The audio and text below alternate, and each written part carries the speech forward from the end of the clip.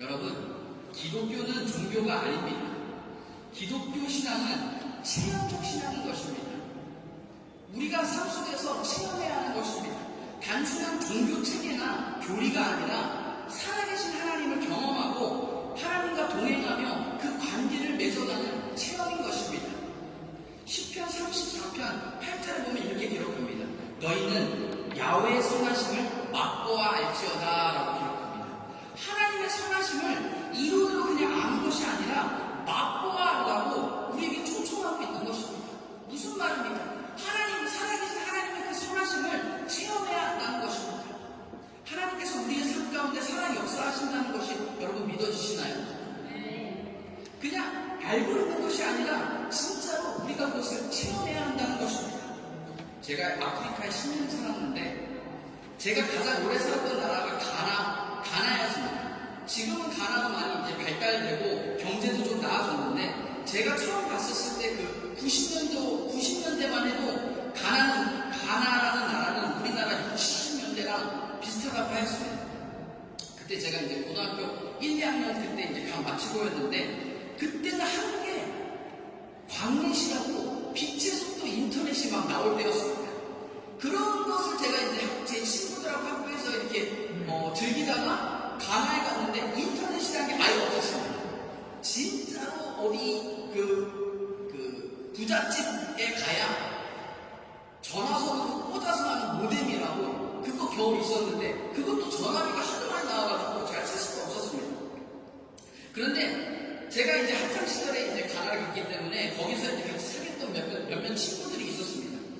그 친구들하고 같이 교회에서 크리스마스를 보내었는데 크리스마스를 교회에서 막 준비하면서 한국 크리스마스에 대해서 이야기를 나눴습니다. 그런데 한국 크리스마스는 제가 이제 얘기를 했죠. 엄청 춥고 보통 엄청 춥고 가끔씩 눈이 와서 그걸 이제 화이트 크리스마스라고 하고 사람들이 그런 거 너무너무 좋아한다 막 그렇게 얘기를 나눴더니 아프리카 친구들이 저한테 계속 물어보는 겁니다. 너 그러면 눈은 먹어봤냐? 눈은 진짜 어떻게 생겼냐? 진짜로 눈이 오면 사람들 눈사람 만들고 눈사람 만들고 눈싸움도 하냐? 이렇게 막 물어보는데 제가 아무리 설명을 해도 이해가 안 되는 겁니다. 그때 당시 가나는 교통도 발달하지 않아서 한 도시에서 태어난 사람이 다른 도시로 거의 가는 일이 별로 없었습니다. 우리나라는 사실 그런 말이 있죠. 서울에서 태어나서 서울에서 계속 지내고 다른 지방에 가보지도 않은 사람을 뭐라 그러냐? 서울 촌놈이라고 해요. 서울 촌놈 들어보셨나요? 서울에도 그런 사람이 있는데 하물며 가나였겠습니다. 그 가나에서 제가 있는 도시 한 도시라고 태어나라고 거기서 벗어나지 않는 겁니다. 고향으로 딴 데가 아니고서는 그 도시를 벗어나지 않습니다. 그리고 해외여행은 엉강생신 엄두도 못 내는 거였죠. 그러니까 제가 추운 크리스마스, 막 눈이 내리는 크리스마스를 아무리 설명해도 이해가 되지 않는 것입니다. 왜냐? 이들은 그 추운 겨울과 눈 내리는 화이트 크리스마스를 경험해보지 못했기 때문입니다. 그리고 가나에도 가끔 한 10도 이상 기후가 떨어질 때가 있는데 10도 이상 떨어져도 기온이 한 20도입니다. 영상 20도.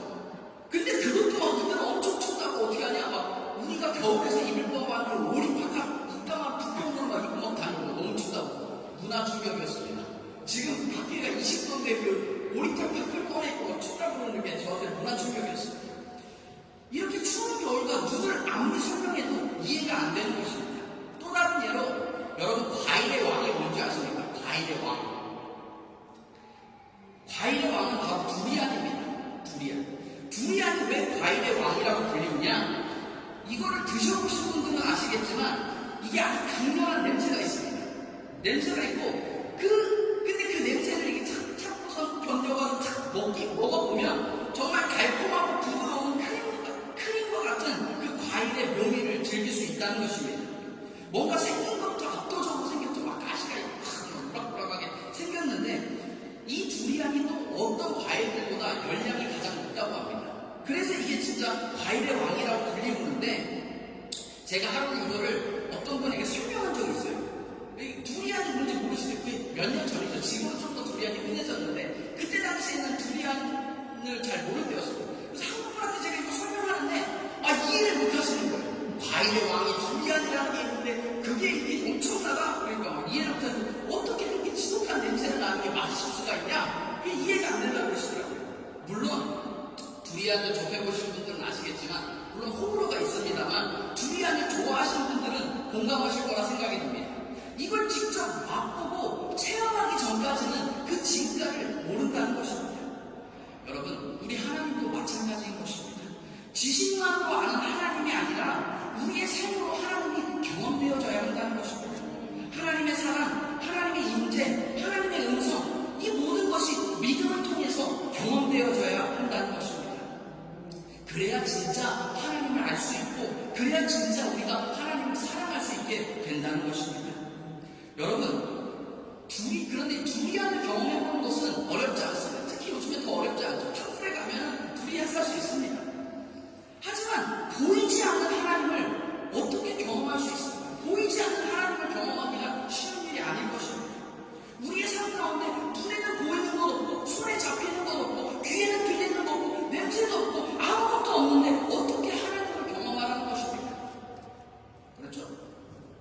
그러나 오늘 본문이 이야기하고, 분명히 그것을 이야기하고 있습니다. 보이지 않는 하나님을 경험하는 유일한 방법이 바로 믿음이다 라고 기록한다는 것입니다. 여러분, 기독교 신앙은 창세기 1장 1절에서 시작합니다. 창세기 1장 1절은 뭐라고 이야기합니까? 태초에 하나님이 천지를 창조하시니라 라고 기록합니다. 여기서 두 가지를 이야기하고 있습니다. 태초 이전부터 하나님이 계셨다는 것입니다. 하나님이 계셨고 그 하나님이 온 세상과 저와 여러분을 창조하셨다는 것입니다. 여러분, 이걸 믿으십니까? 이게 믿어지면 성경을 다 믿는 겁니다. 반대로 이게 믿어지지 않으면 성경을 아무리 읽어도 이해가 되지 않고 믿어지지 않는다는 것입니다. 여러분, 세상 사람들은 이걸 믿지 않는 것입니다. 하나님이 없다고 생각합니다. 창조주가 없다고 생각하고 살아간다는 것입니다. 하나님을 믿지 않아도 아무 일도 생기지 않아 라고 착각하며 살아간다는 것입니다. 하나님을 믿지 않고 하나님이 나에게 아무 일도 일어나지 않아, 나에게 뭐 벌 주시지 않는다고 생각하니까 그냥 안심하고 자기 뜻대로 살아간다는 것입니다. 하지만 성경은 분명히 말합니다. 두고 보라는 것입니다. 하나님께서 반드시 심판하신다는 것입니다. 그런데 왜 지금 심판하지 않으실까 궁금하시죠? 먼저는 하나님께서는 참고 또 참고 기다리시는 것뿐이라는 것입니다. 그래서 그들이 하나님께로 돌아오기를 기다리고 계시는 것입니다. 그리고 또 다른 이유는 하나님께서 악인들을 도구로 사용하셔서 오히려 믿는 자들에게 복을 주시기 위함이다 라고 성경은 기록합니다. 잠언 13장 22절은 이렇게 기록합니다. 선한 사람은 그 산업을 찾아 손손에게 끼치거니와 죄인의 재물은 의인을 위하여 쌓이느니라 라고 기록합니다. 이게 무슨 말입니까? 지금 이 세상에서 악한 사람들이 잘되고 부유해 보일 수 있다는 겁니다. 하나님을 믿지 아니하면서도, 하나님을 무시하고 살면서도 번창하는 것처럼 보일 수 있다는 것입니다. 그러나 하나님은 그들의 부와 성공까지도 결국에는 하나님을 믿는 하나님의 자녀들을 위해서 쓰시려고 계획하고 계신다라고 성경은 기록하고 있는 것입니다. 여러분, 믿는 사람들이 믿지 않는 사람들이 잘 되는 거 부러워하지 마십시오. 그거 다 하나님께서 우리를 위해 쓰시려고 모아주신다라고 성경은 기록하고 있는 것입니다. 대단하죠, 성경? 이런 말씀도 있고, 악인이 막 부자가 되고 예수님을 믿지 않는 사람들이 잘 되는 거 보니까 막 배 아팠는데 지금 하나님이 그거를 나를 위해서 사용하시려고 모아주신다라고 생각하니까 평안이 찾아오지 않습니까? 저는 이 말씀 보고 평안이 찾아옵니다. 우리 하나님은 좋으신 하나님이십니다. 여러분, 생각을 해보십시오. 우리가 예수 잘 믿고 하나님을 공경하면서 정말로 삶을 신실하고 정직하게 살아간다고 생각해 보십시오. 부자들이 그 돈을 누구에게 맡기겠습니까?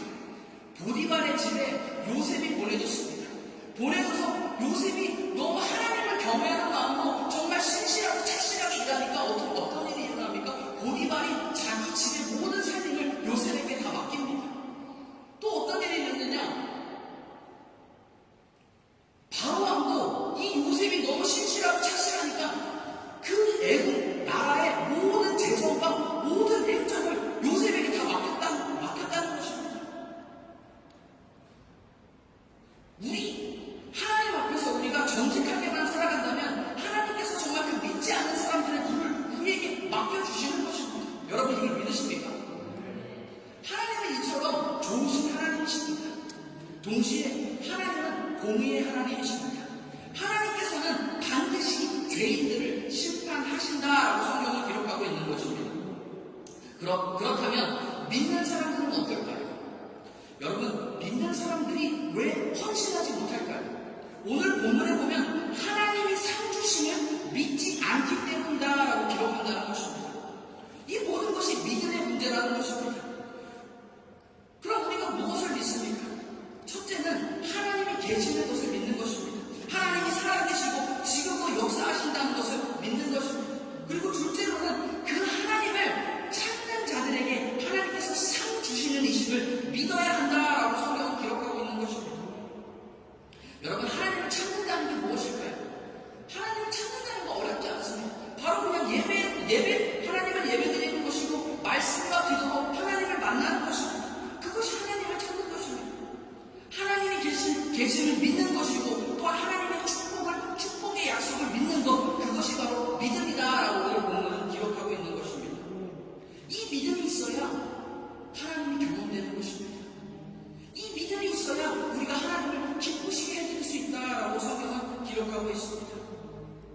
우리는 세상에서 높은 지위에 있는 사람들을 이렇게 기쁘게 해주려고 부단히 노력합니다. 상사나 윗사람이나 이렇게 잘 보이기 위해서 선물도 하고 말도 조심하고 열심히 일해서 성과도 내고 막 부장님 전무님 온다고 막 정리하고, 저도 군대에 있었지만 군대에서 사단장님 오신다고 하면 그냥 일주일 전부터 난리가 납니다. 온 부대를 다 청소하고 난리가 납니다. 왜 그렇습니까? 그들이 언젠가 나를 도와줄지 모른다는 어떤 그런 기대, 나에게 유익이 될 수 있다는 그런 계산 때문입니다. 그러나 정작 우리는 하나님께 그렇지 못하다는 것입니다. 왜 그렇습니까? 오늘 본문이 이야기하고 있습니다. 하나님을 믿지 않기 때문이라는 것입니다. 정확히 말하면 하나님께서 그를 찾는 자들에게 상 주시는 이심을 믿지 않기 때문이라는 것입니다. 여러분, 열심이 아닙니다. 우리가 얼마나 많이 주님을 섬겼냐가 아니라는 것입니다. 바로 믿음의 문제라는 것입니다. 비록 작은 일이라 할지라도 믿음으로 하는 것, 믿음으로 주님께 드리는 것, 우리 주님은 그것을 찾고 계시는 것입니다. 믿음의 문제라는 것입니다. 그러면 우리가 어떠한 믿음을 가져야 하는지 함께 살펴보도록 하겠습니다. 첫째로, 하나님은 좋으신 하나님이심을 믿어야 합니다. 따라해보겠습니다. 하나님은 좋으신 하나님이심을 믿어야 합니다. 믿음의 가장 근본은 하나님이 누구인지를 바르게 아는 것입니다. 우리는 하나님을 믿는다고 말하지만 정작 어떤 면에서는 하나님을 무서운 하나님, 어떤 꼼꼼한 감시자, 이렇게 너 잘못 하나만 해봐라, 내가 두고 보겠어 라고 이렇게 감시하시고, 우리가 하나 잘못하면 벌 주시고 실수하면 징계하시는 그런 무서운 하나님으로 인식할 때가 있다는 것입니다.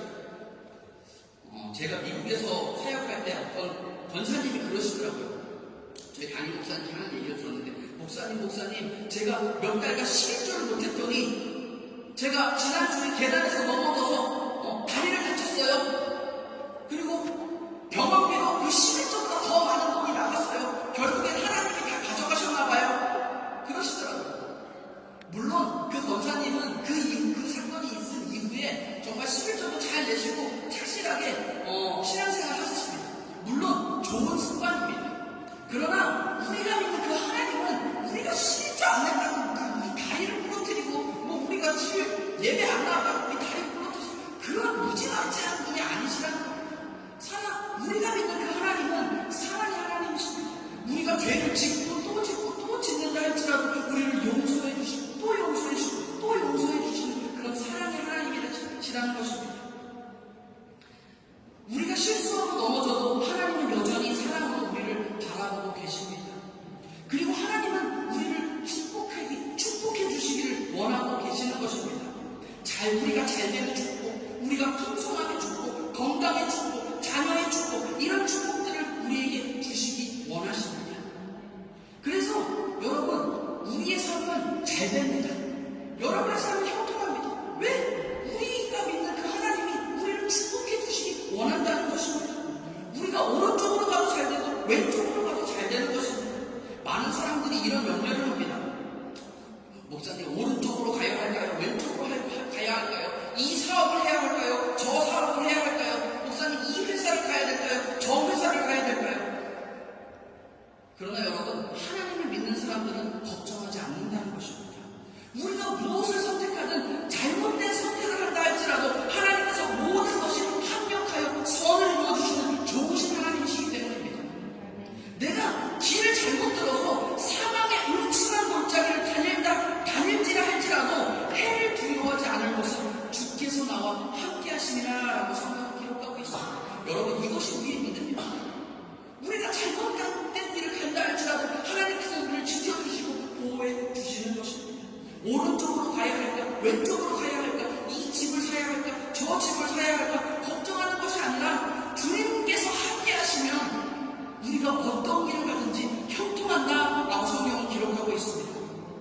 신명기 28장 2절에서 6절입니다. 신명기 28장 이거 다 있죠? 다 같이 함께 읽도록 하겠습니다. 2절에서 6절까지 시작. 내가 내 하나님 야훼의 말씀을 청종하면 이 모든 복이 내게 임하며 내게 이르리니 성읍에서도 복을 받고 들에서도 복을 받을 것이며 내 몸의 자녀와 내 토지의 소산과 내 짐승기 새끼와 소와 양의 새끼가 복을 받을 것이며 내 방주리와 떡반죽 그릇이 복을 받을 것이며 내가 들어와도 복을 받고 나가도 복을 받을 것이니라. 성경은 뭐라고 이야기합니까? 우리가 어디를 가든지 오른쪽을 가든지 왼쪽을 가든지 복 받는다는 겁니다. 우리가 들어와도 복을 받고 나가도 복을 받고 우리가 성읍에서도 복을 받고 들에서도 복을 받는다라고 성경은 분명히 기록하고 있는 것입니다. 이것이 우리의 믿음입니다. 어디로 가야 할지 걱정하지 마십시오.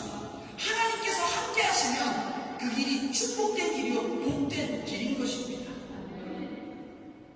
어떤 분은 이렇게 말합니다. 하나님은 좋은 분이시지만 나는 그 복을 받을 자격이 없는 것 같아요. 하나님, 제가 어떻게 하나님 앞에 나올 수 있겠어요? 하지만 여러분, 하나님은 조건 없이 우리를 사랑하십니다. 우리가 완전해서가 아니라 하나님이 좋으신 하나님이시기 때문에 우리를 사랑해 주신다는 것입니다. 마치 부모가 자녀가 아무리 고집피고 말을 안 듣는다 할지라도 그 자녀 너 이런 새끼 밥 먹지 마! 나가! 그러니까 물론 이제 한순간 그렇게 할지라도 부모님의 마음은 그게 아닌 거 아니겠습니까? 언제든지 사랑으로 감싸주고 이 자녀가 바른 길로 가도록 인도해 주는 것이 부모의 마음이 아니겠습니까? 우리 하늘 아버지도 같다는 동일하다는 것입니다. 우리가 아무리 엇나간다 할지라도 하나님께서 우리를 사랑하시고 지켜 보호해 주신다는 것입니다. 한번 따라해 보겠습니다. 하나님은 좋으신 하나님이십니다. 나는 복된 사람입니다. 여러분, 이러한 믿음으로 살아가시는 저와 여러분 되시기를 주님의 이름으로 축원드립니다. 둘째로는 죄사함을 받은 자라는 믿음을 가져야 합니다. 따라해 보겠습니다. 죄사함을 받은 자라는 믿음을 가져야 합니다. 그렇다면 우리가 이제 가져야 할 두 번째 믿음은 무엇인가? 바로 나는 예수 그리스도로 말미암아 죄사함을 받은 자다라는 믿음입니다. 이게 왜 이렇게 중요하냐? 하나님을 경험하지 못하는 가장 큰 이유가 바로 죄 때문입니다. 죄가 우리의 삶 속에 와서 하는 일이 뭐냐? 죄가 우리 삶 속에 들어오면 우리의 눈을 가려버립니다. 우리의 눈을 가려서 우리가 하나님을 볼 수 없게 만들어버리는 것입니다. 하나님을 발견할 수 없게 된다는 것입니다. 그러니까 자꾸 우리는 우리의 힘으로 우리의 삶을 살아가려고 한다는 것입니다. 그리고 죄를 지으면 죄는 우리로 하여금 하나님으로부터 멀어지게 합니다. 여러분, 에덴 동산에서 아담과 하와가 하나님께 범죄했을 때, 죄를 졌을 때 그들이 처음에 한 게 뭔지 아십니까? 그들이 나무 뒤로 숨었다 성경은 기록합니다. 죄를 지으면 우리가 하나님으로부터 숨으려고, 하나님으로부터 멀어지려 한다는 것입니다. 뭔가 우리가 삶 속에서 잠수 타려고 그러고 교회 안 나오려고 그러고 하나님으로부터 신앙생활에서 멀어지려고 한다는 것입니다. 그것이 바로 죄가 우리의 삶 가운데 하는 일입니다. 그러나 믿음은 무엇입니까? 아무리 우리가 죄 가운데 있더라 할지라도 그럼에도 불구하고 다시 뻔뻔하게 주님 앞에 나아오는 것입니다. 부끄러운 죄인이지만 주님 앞에 다시 나아오는 용기, 그것이 바로 믿음이라는 것입니다. 성경은 말합니다. 의인은 없나니 하나도 없다라고 기록합니다. 모든 사람이 죄를 지었고 모든 사람이 다 죄인이라는 것입니다. 창세기 3장을 보면 아담과 하와가 하나님께 죄를 지은 이후에 우리 인간에게 그 죄의 DNA, 죄의 본성을 우리가 다 타고났다는 것입니다. 그렇기 때문에 우리가 다 살면서 죄를 짓고 죄를 피해갈 수 없다는 것입니다. 그래서 우리가 아무리 착하게 살아보려고 해도 넘어지고 또 넘어지는 것입니다. 의인은 없다. 의인은 없나니 하나도 없다는 것입니다. 그럼에도 불구하고 우리가 죄인이지만 뻔뻔하게 주님 앞에 다시 나아오는 것, 이것을 바로 믿음이다라고 성경은 기록한다는 것입니다. 우리가 죄 때문에 같은 죄를 또 짓고 또 반복하고 또 반복하잖아요. 우리가 그 죄의 굴레에서 벗어나지 못하는 우리입니다. 하지만 그런 우리를 하나님께서 너무너무나 사랑하셔서 그 아들 독생자 예수를 우리를 위해 보내주신다는 것입니다. 그러므로 그 예수님의 십자가의 공로와 그 피로 말미암아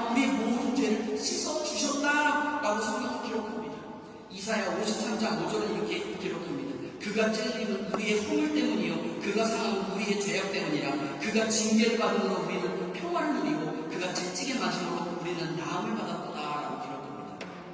예수님이 우리 대신 죄값을 치러주셨다는 것입니다. 우리는 죄를 지었지만 예수님이 그 벌을 대신 받으셨다는 것입니다. 죄로 인해 우리가 죽어야만 했지만 예수님께서 대신 죽으셨습니다. 우리가 당해야 할 심판과 형벌을 예수님께서 십자가에서 모두 감당하셨다는 것입니다. 그래서 누구든지 예수님의 이름을 부르고 예수님을 믿고 예수의 이름을 시인하면 그 자신 죄사함을 받게 된다는 것입니다. 이 놀라운 복음은 누구에게나 열려져 있습니다. 과거가 어떠했든지 지금 어떤 상황에 놓여있든지 예수님의 이름을 믿는 자는 죄에서 자유하게 된다라고 성경은 기록하고 있습니다. 로마서 8장 1절입니다. 그러므로 이제 그리스도 예수 안에 있는 자에게는 결코 정죄함이 없나니 라고 기록합니다. 많은 성도님들이 교회를 다니면서 이렇게 얘기하죠.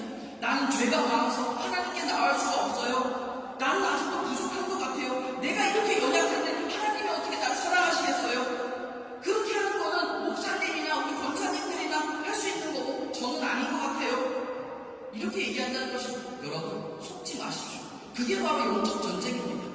마귀는 우리에게 끊임없이 와서 우리에게 그런 죄책감을 심어줍니다. 너같이 죄인을 어떻게 하나님께 나아갈 수 있냐? 우리에게 생각을 넣어준다는 것입니다. 그것이 바로 사탄의 수민수라는 것입니다. 하지만 성경은 분명히 이야기합니다. 죄가 많은 곳에 은혜가 더욱 넘치나니 라고 로마서에서 기록하고 있습니다. 하나님은 성경 곳곳에서 계속 우리에게 이야기하십니다. 너는 내 자녀다. 너는 내 사랑하는 자녀다. 내가 너를 용서했다 라고 말씀하시는데 우리가 그걸 믿지 못하고 나는 아직도 죄인이에요 라고 자책하면서 주님께 나오지 못한다는 것입니다. 그렇기 때문에 나는 죄사함 받은 자다. 나는 믿음을 가지고 담대하게 주님께 나와야 하는 것입니다. 셋째로 천국과 지옥의 실제를 믿는 믿음을 가져야 합니다. 따라해 보겠습니다. 천국과 지옥의 실제를 믿는 믿음을 가져야 합니다. 여러분 우리가 하나님을 기쁘시게 하는 믿음을 말할 때 결코 빼놓을 수 없는 그 부분 하나가 있습니다. 그것이 바로 천국과 지옥의 실제를 믿는 것입니다. 왜 이것이 중요하냐? 그것은 우리가 현재 어떻게 살아가야 하는지를 결정하는 중요한 원동력이 되기 때문이라는 것입니다. 세상 사람들은 말합니다. 죽으면 모든 게 끝이야. 사람 죽으면 그냥 소멸되고 없어져 버리는 거야. 천국이나 지옥 같은 건 없어 라고 말은 하지만 그들하고 얘기해보면 정작 그들은 죽어서 천국 가고 싶어 하더라고. 말은 천국과 지옥 그딴 거 없다고 얘기하는데 얘기하면 결국 자기는 천국 가고 싶은 마음이 있더라고. 그러나 성경은 단호히 이야기합니다. 히브리서 9장 27절에 이렇게 기록합니다. 한 번 죽는 것은 사람에게 정해진 것이요 그 후에는 심판이 있으리니 라고 기록합니다. 죽음이 끝이 아니라는 것입니다. 우리는 죽음 이후에 하나님 앞에 심판대에 서게 된다는 것입니다. 그리고 그 심판의 결과에 따라서 천국 또는 지옥이라는 두 갈래로 나뉘게 된다는 것입니다. 여러분 천국은 어떤 것입니까?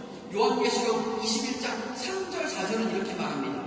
내가 들으니 보좌에서 큰 음성이 나서 이르되 보라 하나님의 장막이 사람들과 함께 있음에 하나님이 그들과 함께 계시리니 그들은 하나님의 백성이 되고 하나님은 친히 그들과 함께 계셔서 모든 눈물을 그 눈에서 닦아주시니 다시는 사망이 없고 애통하는 것이나 곡하는 것이나 아픈 것이 다시 있지 아니하리니 처음 것들이 다 지나갔으리라 라고 기록합니다. 천국은 고통이 없다는 것입니다. 눈물이 없고 죽음과 슬픔과 고통이 없다는 것입니다. 하나님과 영원히 함께 거하는 것 그것이 바로 천국이라는 것입니다. 반대로 지옥은 어떻습니까?